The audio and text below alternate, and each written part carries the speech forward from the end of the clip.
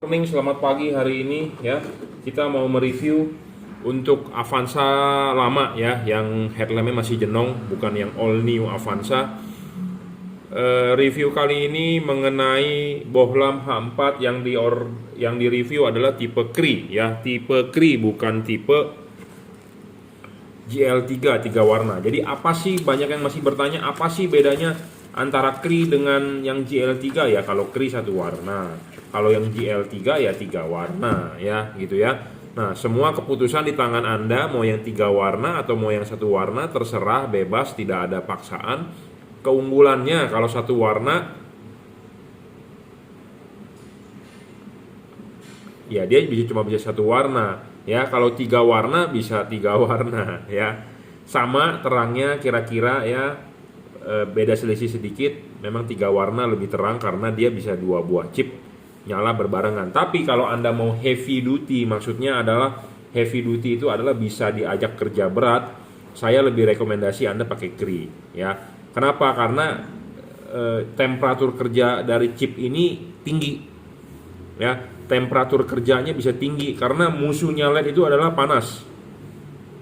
Panas meredup, panas ngedrop ya, segala macam, pokoknya merugikan kalau panas. Jadi kalau saya lebih yakin bisa diajak kerja berat ya tipe ini ya. Tapi masing-masing mempunyai kelemahan, mempunyai kelebihan ya. Kalau kelebihannya 3 warna, tentu ya kalau Anda hujan, kabut, lebih oke dibandingkan Anda pakai yang warna putih saja. Walaupun ini dari testimoni sih tembus hujan ya. Warnanya dia adalah putih agak kuning sedikit, 5300 Kelvin ya. 5500 Kelvin kira-kira. Nah, pernyataan saya 5500 Kelvin ini memang perlu dibuktikan ya dengan alat yang namanya spektrometer ya. Alatnya itu mahal, bro. Jadi alat untuk membaca color temperatur ya. Saya berharap nanti di kemudian hari saya bisa beli itu alat, karena saya mau melengkapi alat itu sebagai alat-alat yang ada di workshop saya ya. Spektrometer, alat untuk mengukur color temperatur. Jadi kita perlu pembuktian ya. Banyak LED yang di pasaran bilang 5700 Kelvin, 5500 Kelvin, 6000 Kelvin, 8000 Kelvin, 3000 Kelvin. Nah, bener nggak kalau diukur pakai alat yang namanya spektrometer? Oh, segitu toh ya Kelvinnya. Jadi kita harus diuji ya, seperti itu. Oke, syarat bohlam bagus selalu saya ulang-ulang ya. Walaupun kita sudah ulang-ulang, tapi tetap masih banyak orang yang belum paham ya, belum nonton, belum paham, nonton di skip-skip. Nah, intinya adalah begini, bohlam bagus itu satu syaratnya adalah watt dan luxnya gede. Ya, gedenya di sini maksudnya bukan yang gedenya menyaingi halogen, bukan. Ya, level wattnya dia cuma di 30 watt real. Kita tidak bilang 60 watt, kita tidak bilang 70 watt, kita tidak bilang 100 watt. Ya. Bohlam ini bisa lebih terang 3 kali dari halogen. Itu berdasarkan uji coba alat ukur, ya. Bisa lebih terang 3 kali berdasarkan uji coba alat ukur. Dengan halogen 55 watt per 60 watt. Bohlam ini adalah real 30 watt, low beam. Low beam itu lampu dekat 30 watt, high beam lampu jauh 30 watt. Jadi bohlam ini levelnya 30 watt, bukan 60 watt. Bukan 30 plus 30, bukan, tapi cuma 30 watt. Karena low beam dengan high beam bergantian. Ya, seperti itu. Jadi jangan sampai Anda dibodohi oleh permainan kata-kata dari si pedagang. Pak, ini 60 watt. Iya, 60 watt. Kan low beamnya 30, high beamnya 30, Pak. Enggak begitu cara ngukurnya ya. Ya 30 watt ya 30 watt gitu. Jadi jangan sampai Anda dikenakan gimmick ya, atau apa sih istilahnya, tipu-tipu lah ya. Jadi watt 30 watt itu diukur berdasarkan dari watt meter ya. Ya, dari watt meter. Jadi watt meter kita itu ya menggunakan watt meter gitu ya. Jadi bukan berdasarkan fakta atau tulisan-tulisan di kardus yang ditulis segede-gedenya, lumennya ditulis segede-gedenya ya. Level bohlam ini cuma 3100 lux, tidak bisa lebih. Ya, lux itu diukur menggunakan alat yang namanya light meter ya di depan ya. Kita taruh di sini berapa tingkat keterangannya, seperti itu ya. Bohlam ini ada 4 buah chip ya. Bagian low beam adalah bagian yang depan yang ada payungnya ya, sama seperti halogen asli bawaan pabrik, ada 2 buah filamen ya. bagian yang ada payungnya dengan bagian belakangnya. Nah, payungnya ini adalah bagian yang paling penting untuk membentuk cut off, ya, untuk membentuk pattern, ya. Kalau tidak ada payung, itu artinya bolanya tidak punya fokus, ya, seperti itu. Tidak fokus, buyar, glare kemana-mana, ya. Kita adalah mengkonversi dari halogen ke LED. Jadi kita harus menyerupai anatomi LED-nya itu harus menyerupai halogen, fokusnya, tingginya, segala macam, ya. Kedua adalah syarat bohlam bagus adalah harus stabil. Jadi wattnya sudah 30 watt, harus tidak boleh ngedrop. Ngedrop boleh 1-2 watt, ya. Kalau Anda coba di atas meja itu sudah ngedropnya 50%, artinya adalah bohlam tersebut tidak stabil, ya. Kita mencoba di meja sini suhu paling 31 derajat, ya, paling panas 31-32 derajat, setidaknya seperti itu panasnya, ya. Saya cek suhu panas 31 derajat ini dari Google Weather, ya. Di handphone saya kan ada tuh 31 derajat Jakarta, ya. Intinya adalah 31 derajat. Nah, sedangkan bohlam ini dipasang di ruangan mesin. Anda tahu panas ruangan mesin itu berapa? 80-90 derajat, ya. Tahu dong 90 derajat panas ruang mesin. Kenapa saya patokannya 90 derajat? Karena Anda punya radiator termostat itu akan open termostatnya kalau suhu temperatur si air radiator sudah mencapai 90 derajat, dia akan membuka. Jadi air dari ruangan blok mesin akan dibuka ke radiator untuk didinginkan. Jadi kalau belum 90 derajat termostat tersebut tidak akan buka. Ya, jadi makanya saya bilang suhu mesin itu kira-kira 90 derajat di ruangan mesin. Kita coba di dalam meja, di ruangan meja ini 31 derajat saja sudah ngedrop. Kalau LED yang tidak bagus itu ngedrop. Bagaimana kalau itu pasang di ruangan mesin yang 90 derajat, artinya kan panas. Ya, panas dong artinya kan. Tidak panas aja dia ngedrop, bagaimana di ruangan mesin yang panas, lebih ngedrop lagi gitu, ya. Nah, makanya saya pernah melakukan uji coba, kipasnya ditutup, kita stress test. Wah, ngedropnya banyak gitu, ya. LED-LED yang sudah kita coba ada F3, DHP juga kita coba, ya, ngedrop, ya. Dan ada orang yang berkomentar begini, Pak, cara uji coba LED-nya salah, jangan dong kipasnya ditutup. Ya, kita namanya stress test, ya. Stress test, ya, arti dari stress test kan kita membebankan dia dengan yang berat dong. Sama seperti Anda stress test dalam arti Anda ke rumah sakit jantung, Anda disuruh treadmill, masa treadmillnya turunan? Ya treadmillnya nanjak, bener nggak? Itu namanya stress test. Nah, di situ diukurlah pakai EKG jantung Anda bagus atau tidak, seperti itu, ya. Kalau jantung Anda bagus, mau stress test bagaimanapun, mau jalannya mendaki, ya bagus. Kalau Anda ada kelainan jantung, ya tentu grafiknya nggak bagus gitu, ya. Intinya gitu. Saya nggak ngerti cara baca grafik bagaimana karena saya bukan dokter, ya. Jadi intinya adalah harus stabil. Ketiga, adjustable, penting bohlam harus bisa di adjustable. Kenapa? Karena kita mengkonversi dari halogen ke LED. Jadi kita harus bisa mencari LED yang bisa disesuaikan ke halogen, ya.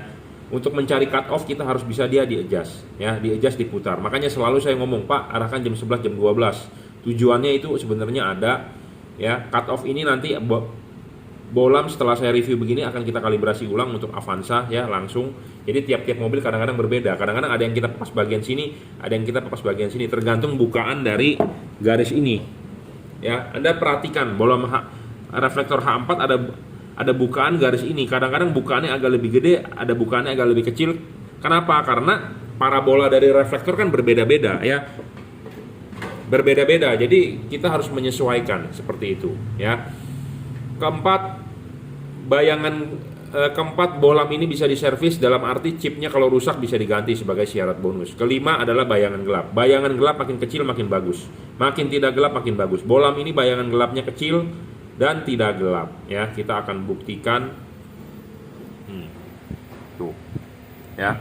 Bayangan gelapnya makin kecil makin bagus dan tidak terlalu gelap. Jadi ini remang-remang, ya. Makin remang-remang makin bagus. Intinya seperti itu. Karena kenapa? Ini tipe sorotan samping, sedangkan reflektor paling penting itu bagian paling atas. Jadi bagian paling atas ini jangan sampai menerima bayangan gelap. Kalau menerima bayangan gelap, output di tengahnya nggak bisa padat.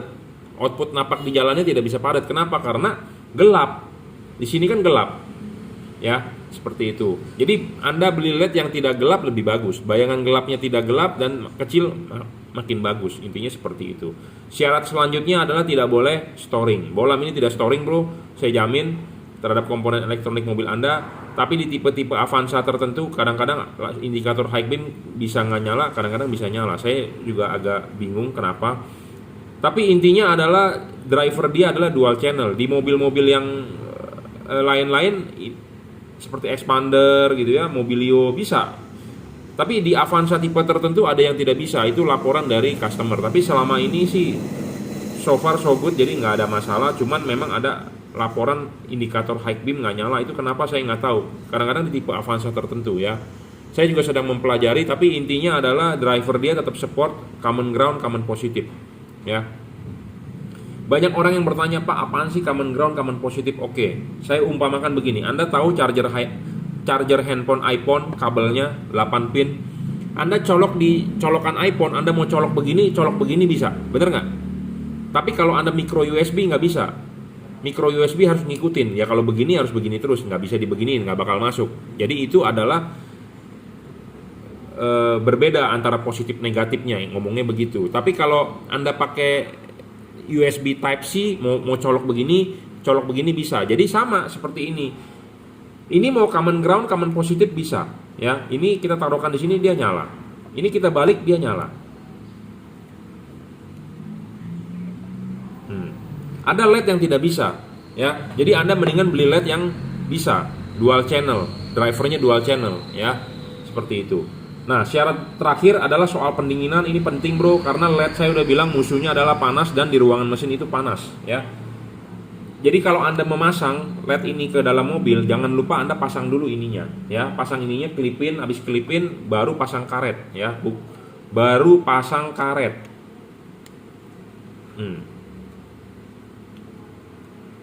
Pasang karet. Jadi kaki 3 ini nempel dengan karet, ya. Baru bohlamnya masuk. Jadi syaratnya adalah kipas angin harus di belakang karet, ya. Putar, ya. Kipas angin harus di belakang karet, bukan kipas angin di dalam karet. Karet original, tidak dibobok, tidak dirusak, ya. Karet original, tidak dibobok, tidak dirusak. Ingat ya, karet tidak boleh dirusak.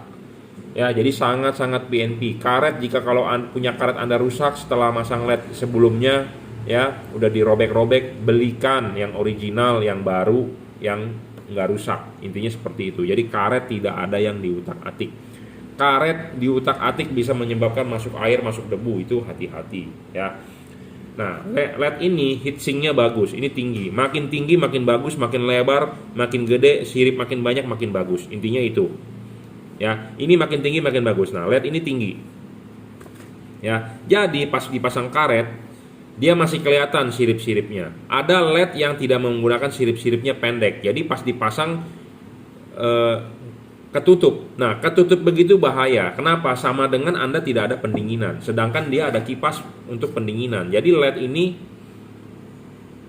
kipas ini berputar untuk meniup angin ke situ. Sedangkan ini tertutup oleh karet. Jadi angin itu buntu.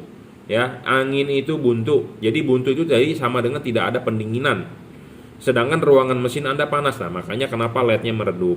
Makanya LED-nya kenapa ngedrop. Kenapa LED-nya cepat mati. Seperti itu kasusnya, ya. Jadi, pilihlah pendinginan yang bagus, ya. Ini pendinginan sudah menggunakan double cooper, ya. Double cooper. Jadi ada batang tembaga di tengah, ya, untuk pendinginan. PCB dari tembaga double, bukan single. Philips Ultinon Essential G2 single, Osram single. Double lebih bagus. Seperti Anda beli burger, cheeseburger, double cheeseburger dengan single cheeseburger kan lebih enak double. Anda beli Big Mac lebih enak lagi karena dia triple, ya, kalau nggak salah ya Big Mac, ya. Ya, seperti itu. Jadi intinya adalah soal pendinginan. Makin dingin ini LED makin bagus. Indonesia kan tidak ada musim dingin, ya. Nggak ada musim dingin Indonesia karena Indonesia kan di khatulistiwa. Jadi ya adanya musim panas. Hujan pun panas, ya. Nggak ada hujan pun dingin. Ya mungkin ada di daerah tertentu yang tinggalnya di dataran tinggi, tapi kita orang Jakarta, Bandung, Surabaya, mungkin kota-kota besar ya panas gitu ya, gersang ya, kurang penghijauan. Nah, jadi pendinginan ini penting ya. Kalau ininya tertutup semua, artinya kipas angin berputar, angin tidak bisa tembus. Tidak bisa tembus artinya tidak ada pendinginan ya. Si kipas berputar suruh angin ke sono tapi buntu. Jadi anginnya akan tekanan balik. Makanya kenapa ada orang sampai bilang udah dipasang di mobil, Pak, kipasnya kan tiupnya ke belakang ya, Pak, bukan ke depan. Itu karena kenapa? Karena buntu jadi tekanan balik. Nah, itulah yang menyebabkan kipas angin bisa lebih cepat rusak. Kenapa? Karena kerja berat. Dia berputar supaya angin dorong ke depan tapi buntu, dia balik nendang balik, sedangkan dia harus putar terus ke situ. Jadi kipas angin itu cepat rusak seperti itu ya. Nah, ada orang bilang kalau begitu cari yang tanpa kipas dong, Pak, jangan pakai kipas angin. Itu juga bukan solusi. Kenapa? Karena kalau tanpa kipas biasanya LED itu wattnya kecil, tidak bisa besar ya. Nah, yang benar bagaimana ya? Anda beli yang heatsinknya gede supaya pas dipasang karet masih kelihatan nongol, supaya kipas berputar, angin bisa keluar, sirkulasi, intinya itu ya. Jadi bukannya, Pak, oh kalau gitu saya beli yang tanpa kipas saja, bukan solusi juga, bro ya. Karena LED yang tanpa kipas wattnya nggak gede ya, nggak gede, bro. Anda nggak percaya, Anda boleh beli, Anda coba ukur wattnya. Tapi wattnya tidak gede ini bukan berarti Anda berpatokan pada tulisan di kardus, bukan. Kita harus mengukur pakai wattmeter ya, seperti itu ya. Intinya cukup reviewnya ya. Ini jangan lupa masang ya, kipas harus di belakang bolam ya. Ini sudah dirajut oleh nilon, tahan tarik, driverless. Arti driverless ya itu tanpa driver, jadi lebih ringkes. Nah, mobil Anda sudah memasang kabel relay set merek Bosch, Hella, MX11, MX apa, copot aja, bro, nggak ada guna ya. Supaya ruangan mesin Anda bersih, kepala aki Anda bersih, jadi nggak banyak kabel seliweran, standar saja, original, tinggal colok ya. Paham? Jelas? Low dan high bergantian ya. Dari testimoni sih ini tembus hujan, tapi tergantung juga dari mata Anda, tergantung juga dari kaca film Anda, tergantung juga dari hujannya. Ada yang bertanya, Pak, sama HID terangan mana? Di 2021 ini LED ini lebih terang daripada HID ya. Anda boleh percaya omongan saya, Anda mau coba HID juga boleh. Nah, HID-nya apalagi yang Anda beli cuma harga 300 ribuan. Wah, saya jamin ini lebih terang daripada HID tersebut gitu ya. Jadi ada harga, ada kualitas lah ya.